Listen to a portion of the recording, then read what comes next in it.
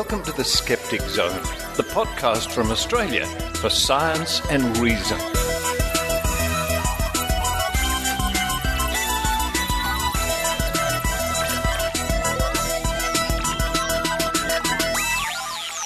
Yes, it's the Skeptic Zone, episode number 284 for the 30th of March 2014. Richard Saunders here with you from Sydney, Australia. And I noticed the other day the new Russell Crowe movie, Noah, has opened. It's very appropriate, I think, because in the last week here in Sydney, we've had a biblical flood. Well, we've had lots of rain, I'll put it that way. And I happened to be, last Monday, driving down through Sydney to the south coast to visit my mother, and the heavens opened. Got some biblical references today. Yes, it was incredible. One of the worst driving conditions I've ever seen in my life. But you don't want to hear about that. No. You want to hear about what's coming up on the Skeptic Zone. This week we travel to Mars once again with our good friend Dr. Richard Saab, who was, in the past week or so, locked away in the Utah desert in a Mars simulation. Now, some Skeptic Zone listeners sent Dr. Saab some questions, and he replies this week on the Skeptic Zone, so we learn a little bit more about what it's like for him and his team, his crew, to be simulating a mission to Mars. That's coming up at the top of the show. Following that, it's some media clips. In the past week, there's been some stats released here in Australia about the areas where there are pockets of very low vaccination. And this made the news. There was lots of comment. We're going to hear a radio clip with a comment from the Shadow Minister of Health here in New South Wales, which I think you'll find quite blunt. And then we're going to hear a clip from a TV show called Studio 10, which is taped right here in Sydney. I've actually been in the audience for Studio 10. It's a lot of fun. It's a sort of an infomercial chatting sort of morning type show.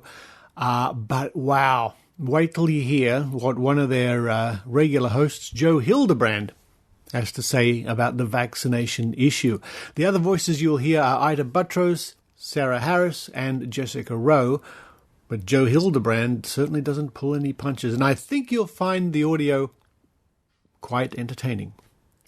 And following that, a message from our good friend Bob Blaskiewicz regarding the Burzynski clinic and a new petition that's been set up. Some very interesting and important news, I think you'll agree. The continuing saga of the Burzynski clinic.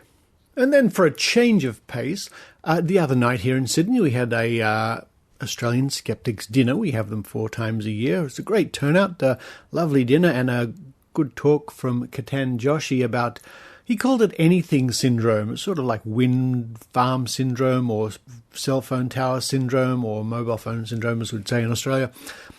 Anyway, he gave an interesting talk. Before he gave his talk, I spoke to the dinner crowd, and I thought I'd include that in this episode of The Zone.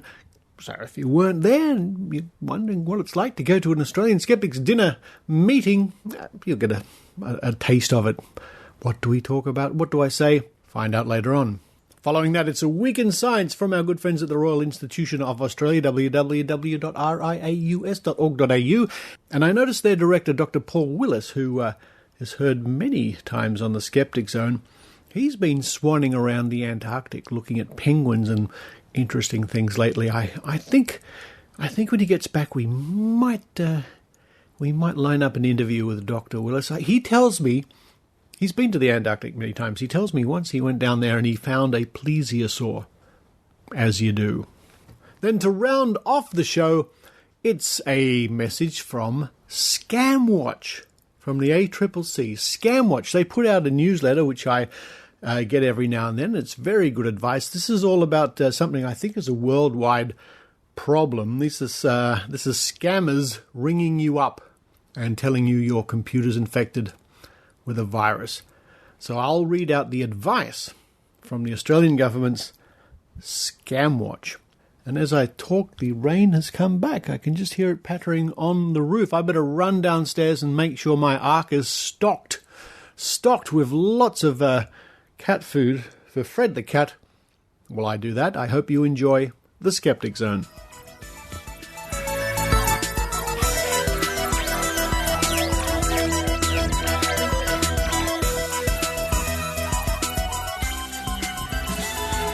Who's in the best-selling show? Is there life on Mars?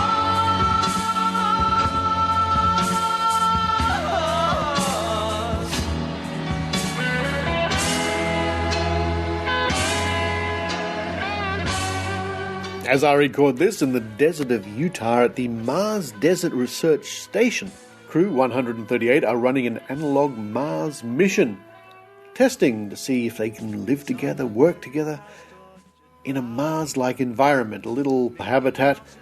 When they leave the habitat, they must be encased in a full spacesuit.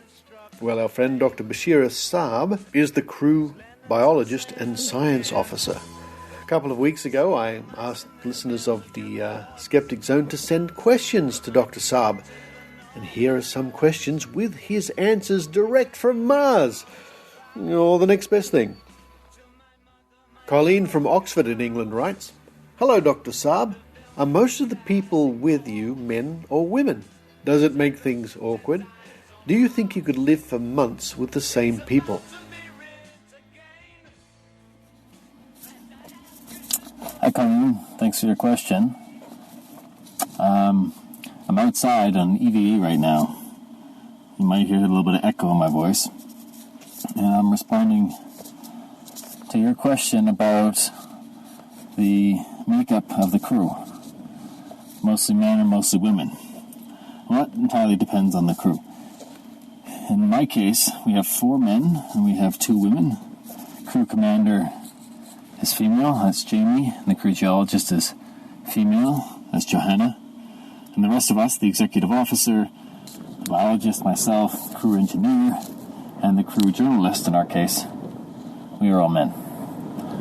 It's not awkward at all with these people, and I'm not sure if the gender of the person would render things more awkward or less awkward, but rather the personality.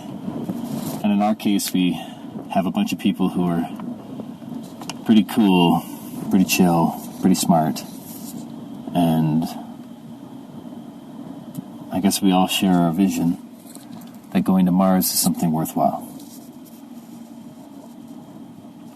And I think that I could live with these same people for a long period of time. In all honesty, it would probably be easier for me to live with them than it would be for them to live with me. I'm a pretty happy guy. Here's a question from Victoria in Perth, Western Australia. "Hi, I have a question for you, Besh. Are you bonkers? If so, do you think that might help you on a trip to Mars? Good luck." This is an answer to a question from Perth, Australia, from a woman named Victoria. She asked me if I am bonkers. Bonkers? No. I don't think so. Maybe a little bit out there, out of the box, but I'm not crazy. And do I think that being bonkers would help somebody on a mission to Mars? Absolutely not. What you need to have is somebody who's stable, somebody who can endure things, and somebody who can take serious situations seriously and address reality as opposed to their imagination. However, I will say that I'm very playful, and that playfulness at times can come across rather eccentric. And I do believe that this eccentricity, this playfulness, will benefit me on a trip to Mars, and will benefit me when I'm living there, because things will be very different than how they are on Earth. At the moment, I'm walking around and I have a full spacesuit on. I've been here for 10 days or so, and I haven't gone outside without one on. And I just think it's fun. I play with it. And honestly, I forget that I'm even wearing it. And while I do miss having the sun directly on my skin, I know that what I'm doing carries a greater purpose than that enjoyment. At least for me.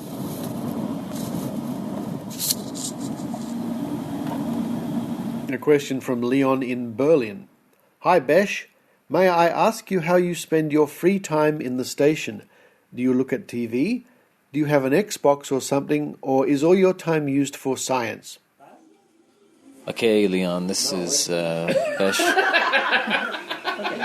For fun, we often sit around after dinner and play cards. We don't have a TV, we don't have an Xbox or anything like that. In theory, we could play some computer games, but we don't bother. We like to dick around with the card games, and sometimes we'll even maybe discuss science or something like that. Maybe you think it's dry, but it's pretty fun. Me? I pass. I don't have anything. Pass. I'm already recording. This is for Mark, who's asked us what we hope to learn.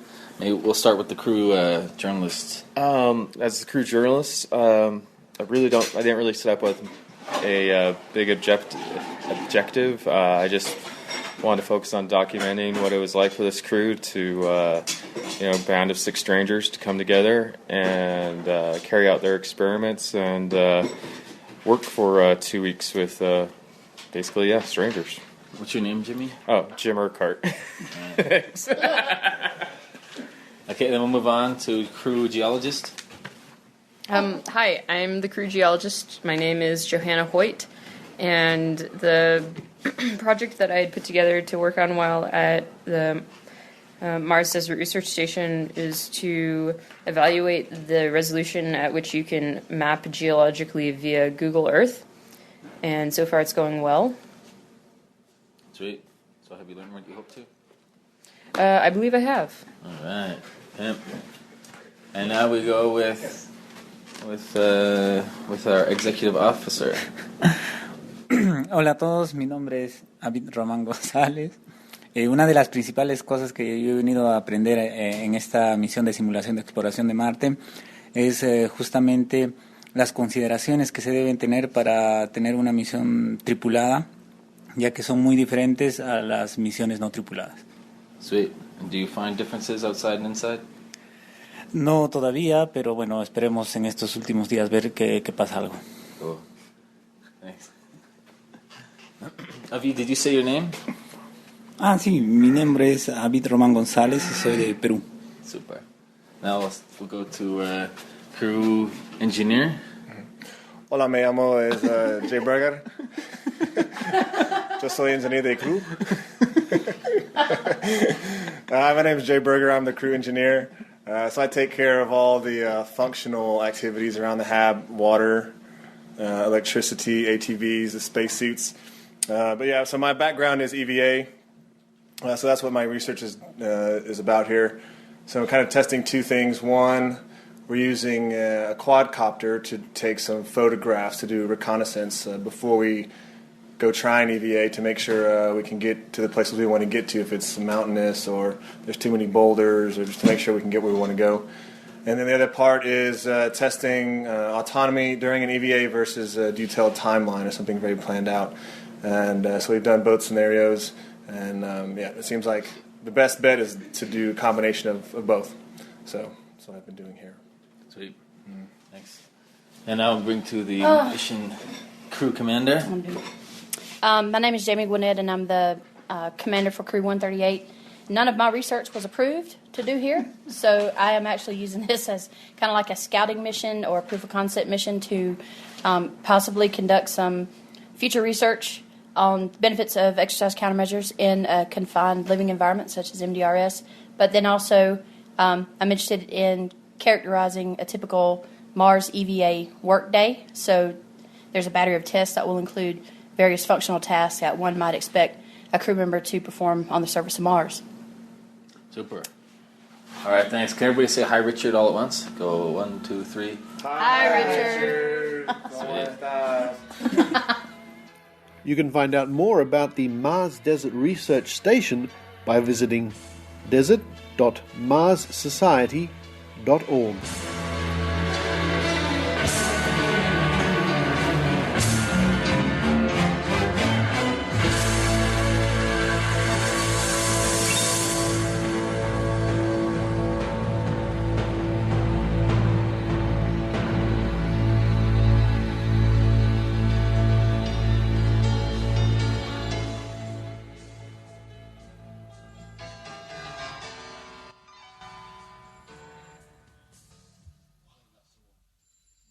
Virtual Skeptics is a weekly web show in which we discuss the latest news in skepticism. Whether it's a new case of spontaneous human combustion, a conspiracy theory, the latest update on the upcoming robot apocalypse, tech news for skeptics, or the latest wacky religious claim, we cover it all. We record the show live as a Google Plus on-air hangout, so join us and our host, Brian Gregory, for an hour of mostly intelligent talk every Wednesday at 8 p.m. Eastern U.S. time. Watch us at virtualskeptics.com and participate in the show on our hashtag VirtualSkeptics. The Virtual Skeptics. It's like Meet the Press, but with chupacabras. Some of Sydney's wealthier suburbs have the lowest vaccination rates. New figures show only about 80% of 5-year-olds in Manly, Paddington and Annandale are fully immunised. Shadow Health Minister Andrew McDonald says anti-vaccine groups are spreading misinformation. It's a worldwide phenomenon that some of the wealthier areas have lower immunisation rates.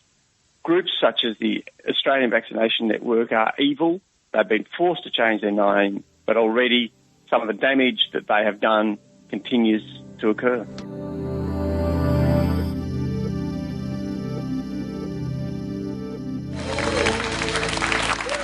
Welcome back to Studio 10. Now, some of Australia's most affluent suburbs have the lowest rates of child immunisation. That's according to new research that has doctors warning outbreaks of measles and other infectious diseases could have devastating effects. Jane, what do you make of this? Well, my first child almost died of a condition you cannot vaccinate against, RSV, positive bronchiolitis. And I would recommend that anyone who is considering not vaccinating their child spend at least a week in the intensive care unit of a children's hospital and have a look at what happens in those places and how sick children can get. I can tell you when we came out of there, I immunised my children against absolutely everything you can possibly think of. Yeah. It is a terrible, terrible risk to take with your own children, but because we need the herd effect of immunisation, it is also a terrible risk you take with other people's children. It's wicked. I think it's absolutely wicked of parents to say, oh, no, because I've read online, because I've heard from this naturopath that there are these risks, I'm not going to immunise my children.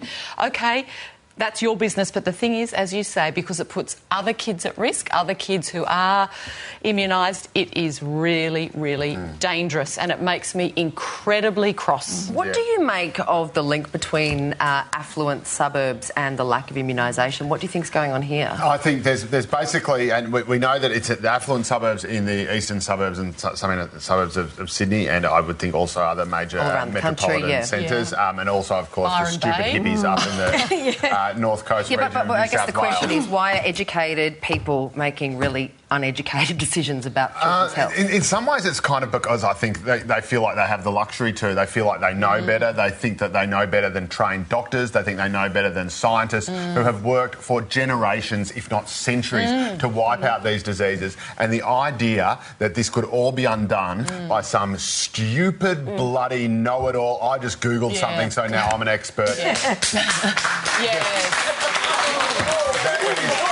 is just absolutely disgraceful to think that in a 21st century Western society we have these morons who are endangering the lives not only of their own children but of completely innocent children around them. And quite frankly, if you do not vaccinate your children, you are putting lives at risk, and you are a bad parent and a bad citizen.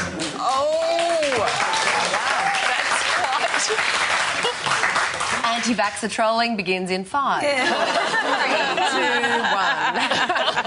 You reckon you can stand up to the no case? Oh, no, sorry. You do have every right to not vaccinate your children. I forgot to say that. You do. It is your choice that you have every right not to vaccinate your children. You're just going to have to be fenced off in a little camp somewhere in the middle of the desert, and maybe you can get some letters from time to time. Okay. They're trying to wipe out the species. I think it's only fair that we... Look, yeah, I can't believe people still listen to anti-vaxxers. It's nonsensical. It's part of this whole anti-science thing that's going on at the moment, though, where across the board we're no longer believing facts and actual proof and medicine and scientists and things about the climate and the planet. It's the picking and choosing as well. Like, this is what drives me absolutely crazy. So you'll have a bunch of hippies who say, "Oh, but the science of climate change is not science of climate change." They'll go, "Oh, but eradicating diseases like polio." Well, what about this other conspiracy theory website? It's just, the scientists are right. They're smarter than you and me. Shut up and cop it. I'm not going to vaccinate my kids, but I'm going to inject Botox into my face. Yeah, there's that. There's nothing wrong with Botox. No. I vaccinate my kids. We've been here before. What I'm saying is, I'm standing up for the people who use Botox. You vaccinate your kids. Vaccinate your kids. It's very simple. Just do whatever your doctor says, unless he has a ponytail. From a man with a poodle hairstyle. Let's move on.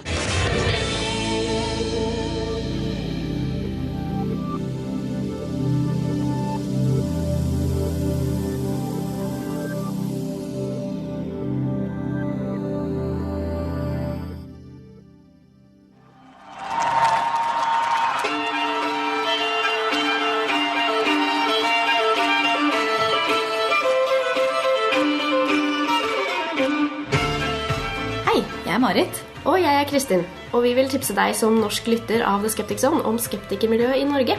Det finnes norske blogger og pubtreff og podcast, og foreningen Skepsis driver med ulike former for aktivisme. Sentralt er skepsis.no, og her publiseres det dyptpløyende artikler, en kalender over skeptiske aktiviteter og lenker til andre skeptiske ressurser. Skepsisbloggen oppdateres jevnlig, og det diskuteres heftig på Skepsisforumet, så stikk innom og delta du også. Skepsis.no. Hello, I'm Marit. And I'm Kristin, and we want to let you know that there are lots of Norwegian skeptics for you to get to know. There are blogs and pub meets and a podcast, and the Norwegian Skeptics also do paranormal tests and consumer activism. To find out more, Google Norwegian Skeptics or visit skepsis.no.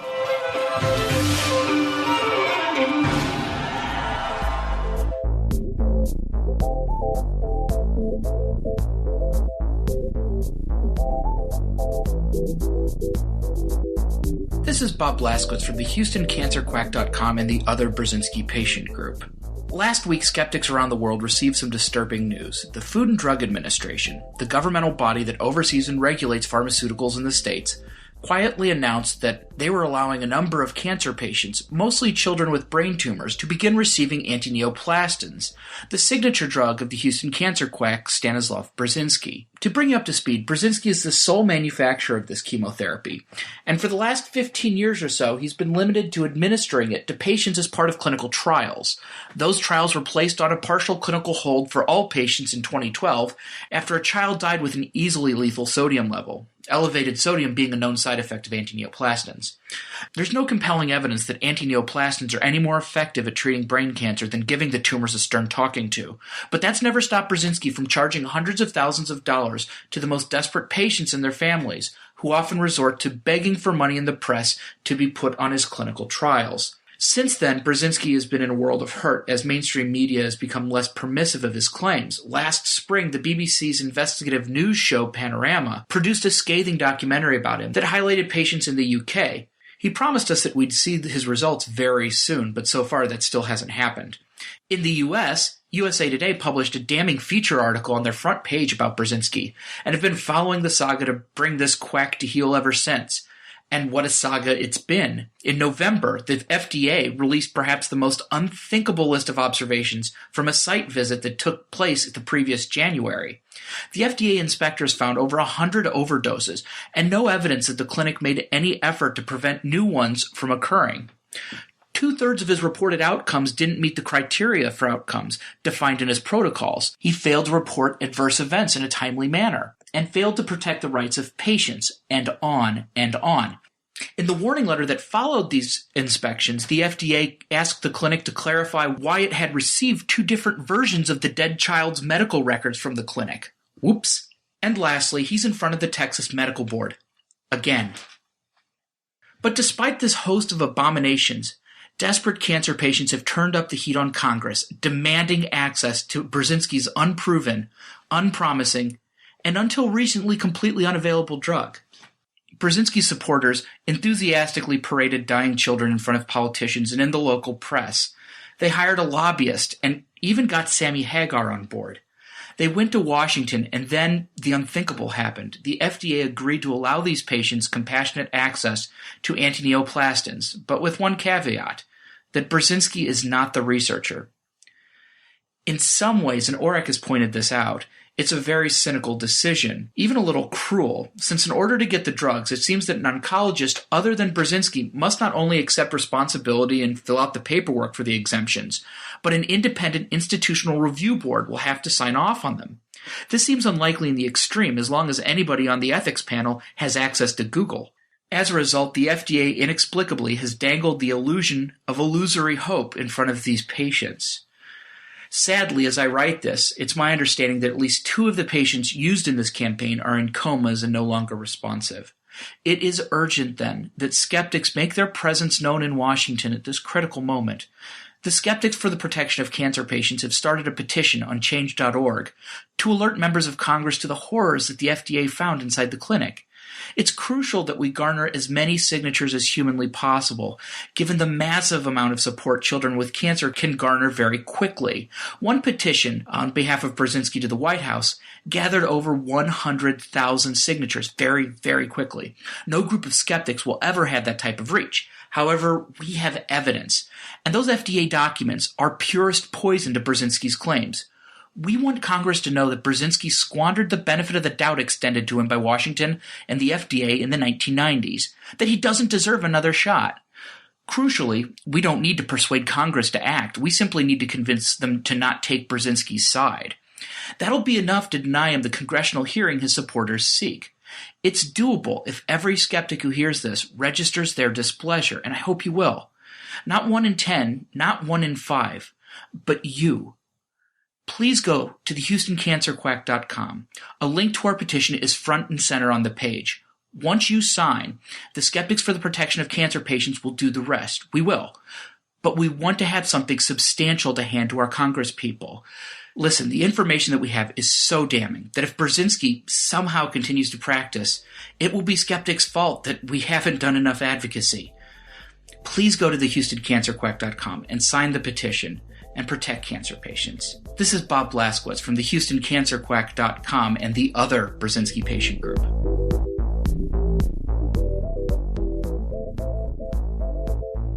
Раз, два, три, четыре. Друзья, меня зовут Кирилл Алферов, и я основатель общества скептиков. Мы зовем вас на наши встречи, которые проходят каждые 2 недели в Москве, и также приглашаем послушать наш подкаст, который выходит каждую неделю. Подкаст называется «Skeptic», а сайт, на котором вы можете узнать о нашей деятельности, это www.skepticsociety.ru. Hey everybody, my name is Kirill, and I'm the founder of Skeptic Society Russia. Come visit us in Moscow in our bi-weekly meetings, and also listen to our weekly podcast, which is called Skeptic. And the site where you can find all of that is skepticsociety.ru.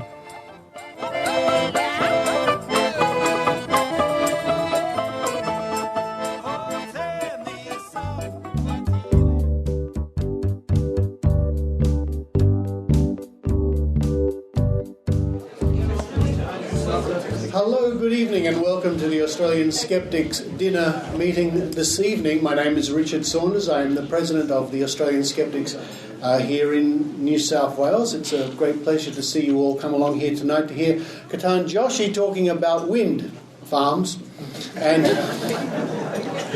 other interesting things. And what an interesting year it's been, my friends, in the world of skepticism so far. I know it's been an interesting year because I've got the sort of the sneak peek, the inside information about what's coming up This year, thanks to our friends at the International Psychics Directory. Oh, yes. Every January or so, they have a wonderful segment in their magazine.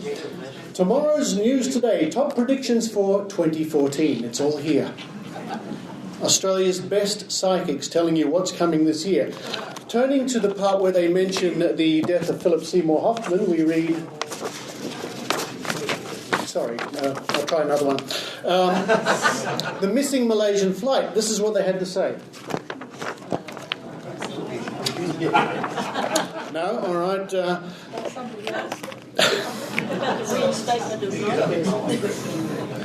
The annexation of the Crimea. Big news. And they said...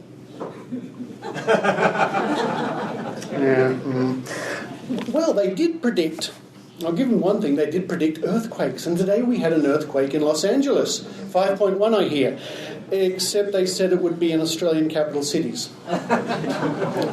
Just a little bit off in their magical predictions. We can make light of this, in fact we should. I've been collecting these magazines now for 6 or 7 years, and I do something that... certainly none of the news media do. I go through each prediction at the end of the year and give it a fair go. You know, did it come true? Is it too vague? What are we looking at here? And the averaging out of the last 6 years of predictions in the Australian Psychics Directory, their score is 5%. 5, and that's being generous because some things are a bit vague and you can look at it one way or look at it another. I tried to be generous.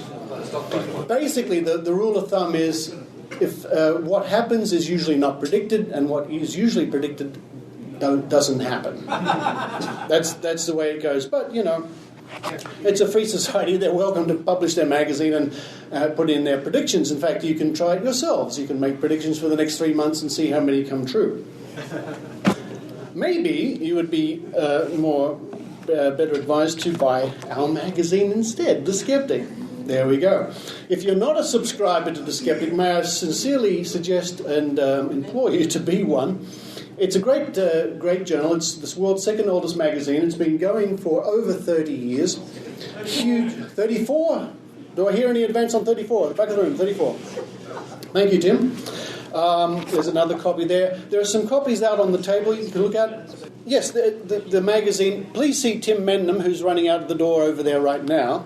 If you're not a subscriber, you can subscribe. The price hasn't changed in years and years and years and years. It's still $44 delivered to your door. Or, for half that amount, $22 sent to your inbox via email, which is a great way to subscribe to our magazine. And it certainly does help the Australian Skeptics do what we do.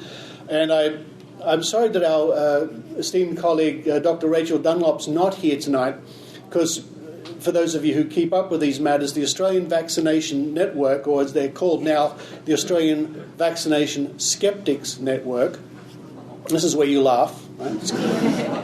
Oh, thank you, are in no end of trouble. They've been hammered from all sides. I mean, we've been hammering, as you know, ladies and gentlemen, we've been hammering them for years and years and years. It's been a long and very hard battle, but they're in tatters.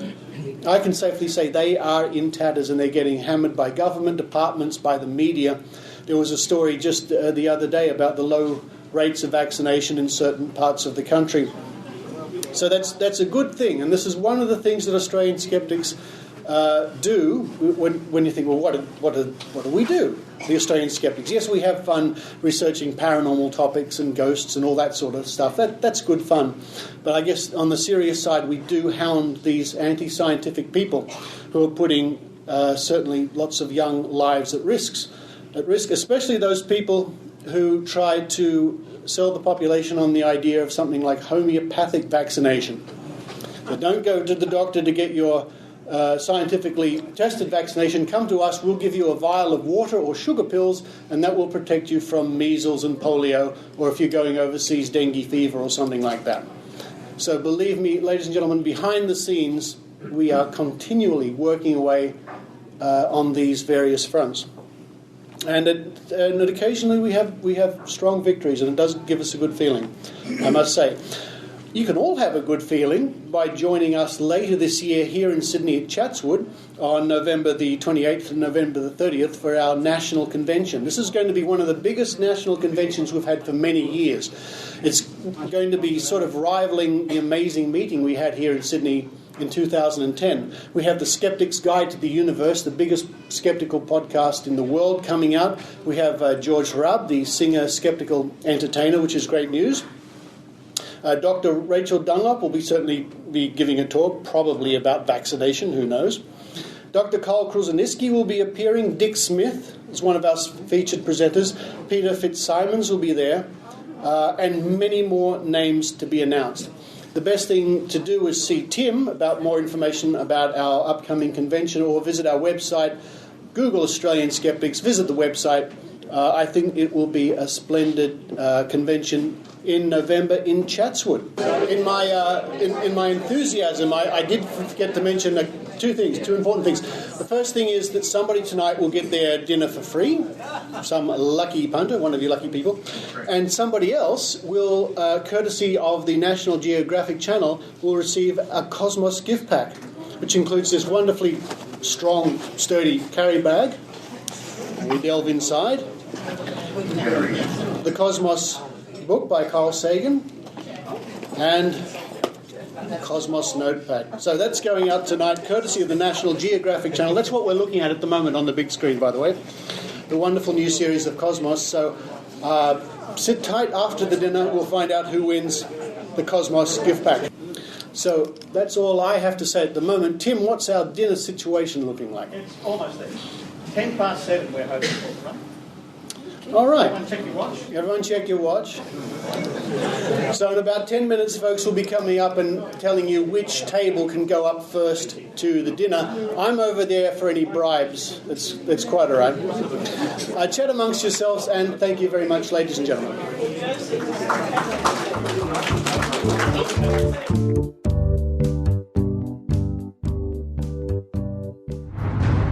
In a world where the truth is a matter of opinion, where messages are received from beyond the grave, and reason is sidelined for magical thinking, only three men stand between the truth and a postmodernist abyss. What date is it? 7th, 8th? 7th, 8th? This is impressive. Are these artist impressions? They're not. They're photographs of Chinese lanterns. It's not. It's not. We are not well researched. Yeah, because...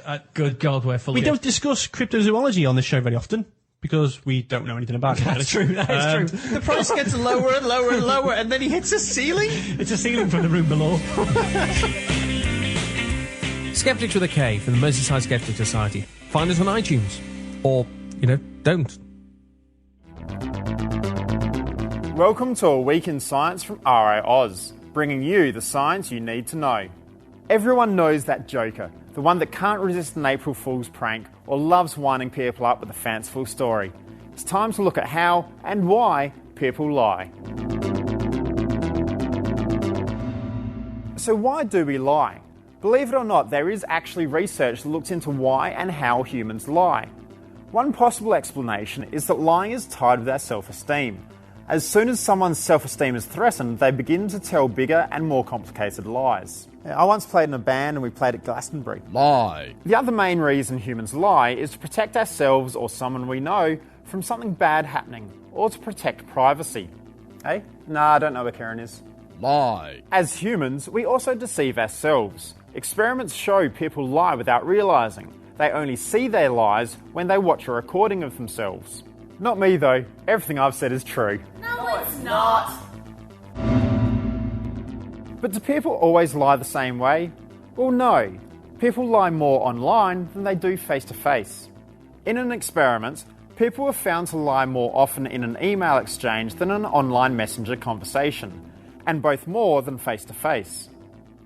And what about online dating? Yep, we lie there too, with women lying slightly more than men. However, men lie more than women in games with a small monetary reward. But when the stakes are increased, men and women lie the same amount. And teenagers? Yep, research shows they lie more than university students or adults.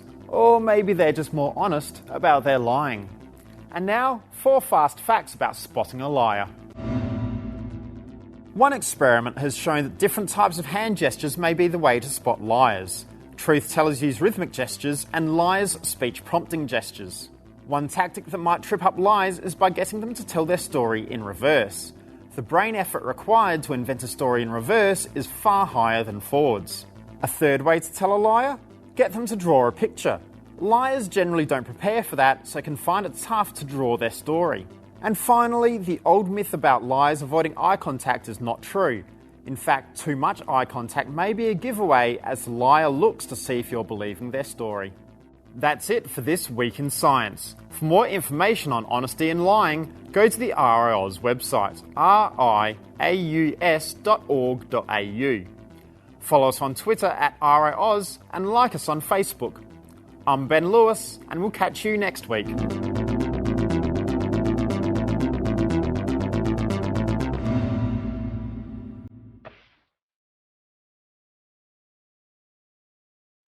Blaskiewicz is an award-winning weekly science show in French hosted by a bunch of crazy enthusiasts. We are convinced that the greatest ideas in science are quite easy to grasp as long as they are presented with passion, using a vocabulary common to all curious minds, whatever their academic background, if any. You don't understand French yet? Well, it's never too late. All our stories have a written transcript on the website, and people from all around the world are using our content to learn Molière's language.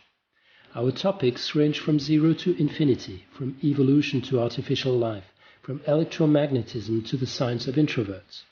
We just love mathematics, science, critical thinking. So do you? Want to join? You can subscribe to the podcast for free from our website, podcastscience.fm, that's in one word. You also find us on iTunes and SoundCloud. See you soon, hopefully. Hâte de vous accueillir. À bientôt sur Blaskiewicz.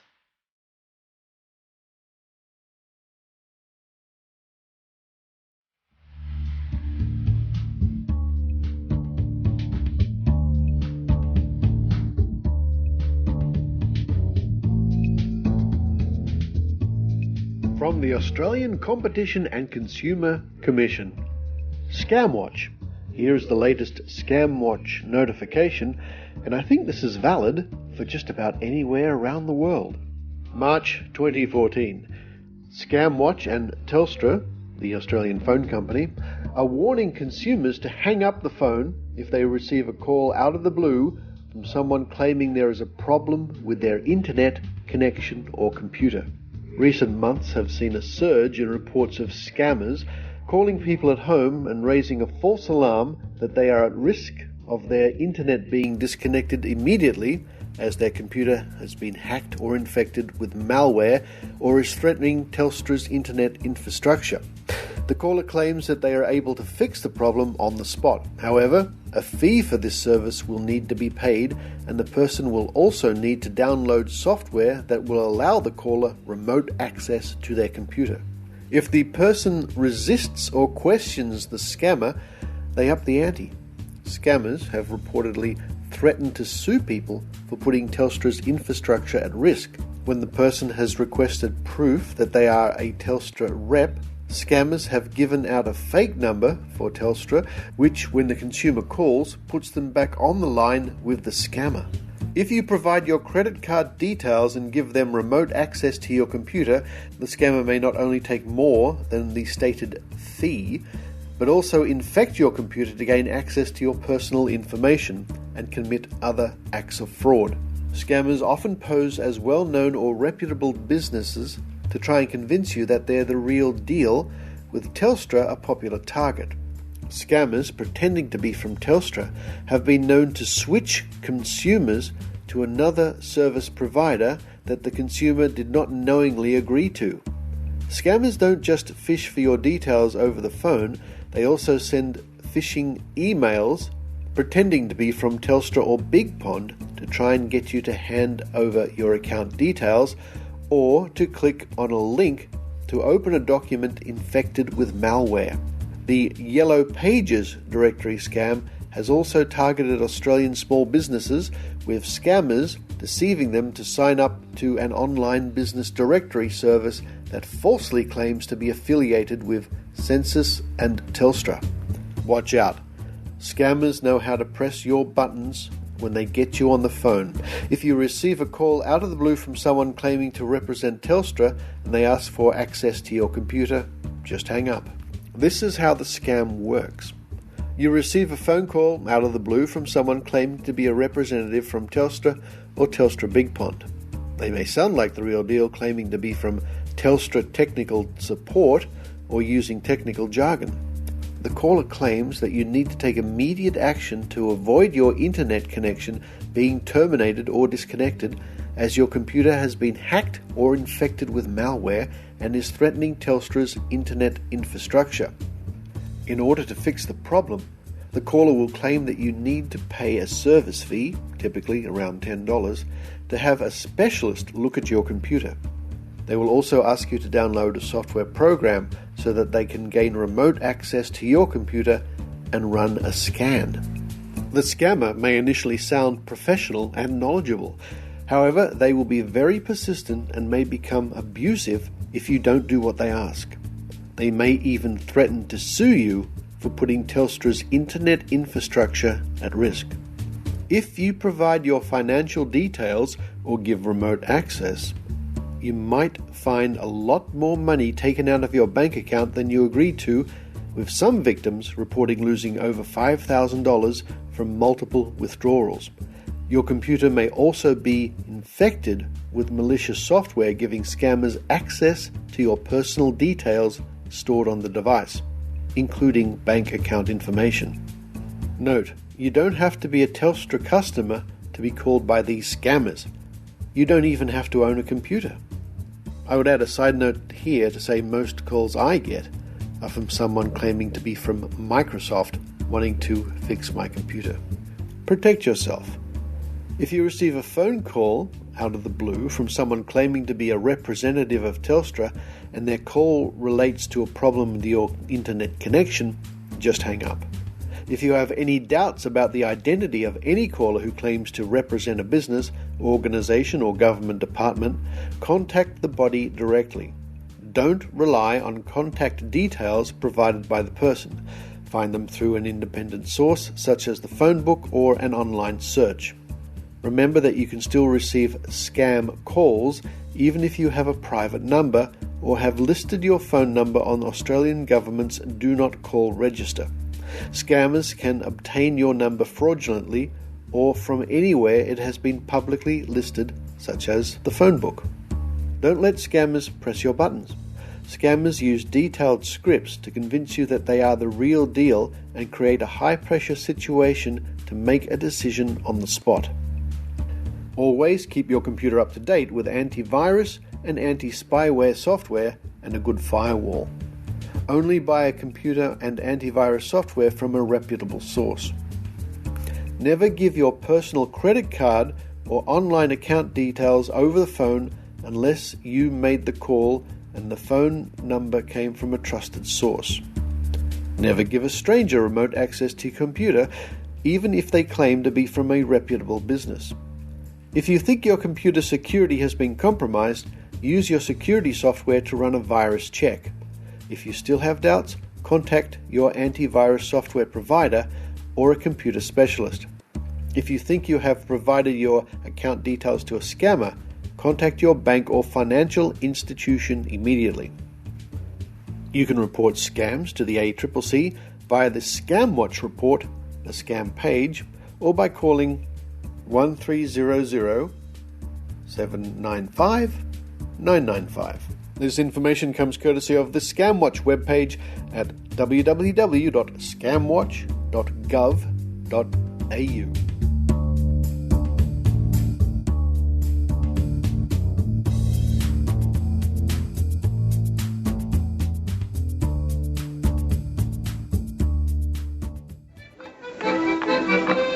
Hallo aan alle Nederlandse luisteraars. Op dit moment bent u aan het luisteren naar de Skeptic Zone voor wetenschap en kritisch nadenken. Voor meer informatie ga naar www.skepticzone.tv.